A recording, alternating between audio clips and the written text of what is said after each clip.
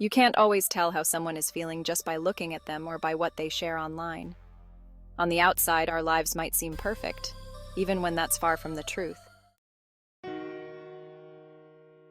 I'm constantly worried about doing well in school, and with the end-of-year tests coming up, I'm not sure how much longer I can handle it.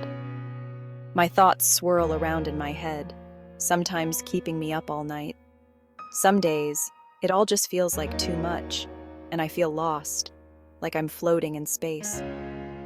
When I didn't do well on one of my tests, I managed to hold it together until I got home, but then I broke down crying in front of my mom. She listened for a while and then told me something important. Just like physical health, we all have mental health.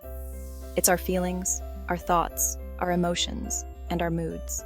She explained that feeling down, angry, or stressed is a normal part of life, just like it's normal to feel happy, confident, or carefree sometimes. We all experience both positive and negative emotions that come and go depending on what's happening around us.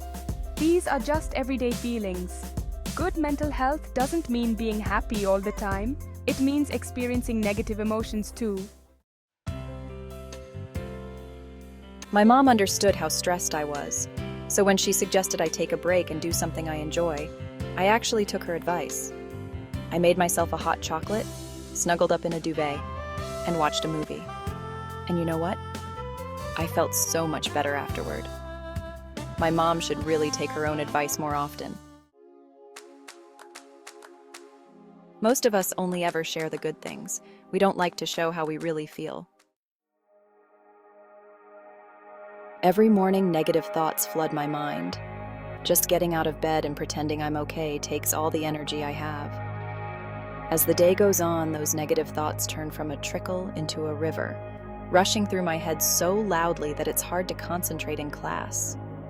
Some days, it's so overwhelming that it feels like a waterfall, pulling me toward the edge. I didn't think my friends would understand if I told them how down I was feeling. But when Sasha opened up to me about how stressed she was, I decided to tell her too. I wasn't sure how to start, so I simply said that I didn't feel like myself. Just having her listen made me feel like she understood. Miskal. Sasha shared some things that had helped her, so I tried them too, but they didn't make much of a difference. Even when I was around my friends, I felt alone. The things I used to enjoy just weren't fun anymore. So, I asked our head of year for some advice. I was really worried about Andre. He was so quiet and wasn't hanging out with us like he used to. He suggested that Andre should talk to him, especially since those negative feelings weren't going away. I didn't want to talk to the head of year, but I also didn't want to keep feeling so low, so I went. He explained that sometimes we experience overwhelming feelings that are more intense than our everyday emotions. These feelings can stick around for a long time and change the way we think, feel, and behave, making it hard to do what we want in life. That's what I was going through. He also said that just like we tell people when we're physically unwell, we should let people know when our mental health isn't good and ask for help.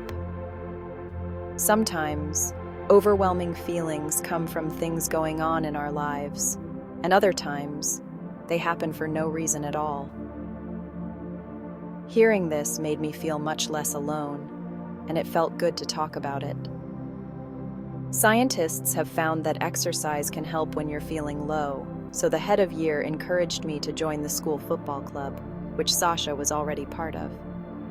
I still have days when those negative thoughts are there, but now I'm beginning to understand my mental health and learning how to cope.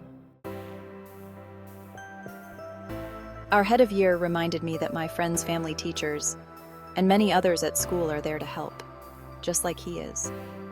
I had no idea the people around me could be so understanding. And while it's not always easy to talk about my mental health, the person I'm talking to might be able to help. If you don't feel like talking, that's okay. You could try writing, sports, reading, art, music, playing with your pet, whatever makes you feel better. And if you're the one someone confides in, just listen without judgment or pressure. You don't need to have all the answers. If you're unsure about anything, you can talk to a trusted adult. Talking about mental health doesn't have to be difficult. After all, it's something we all have.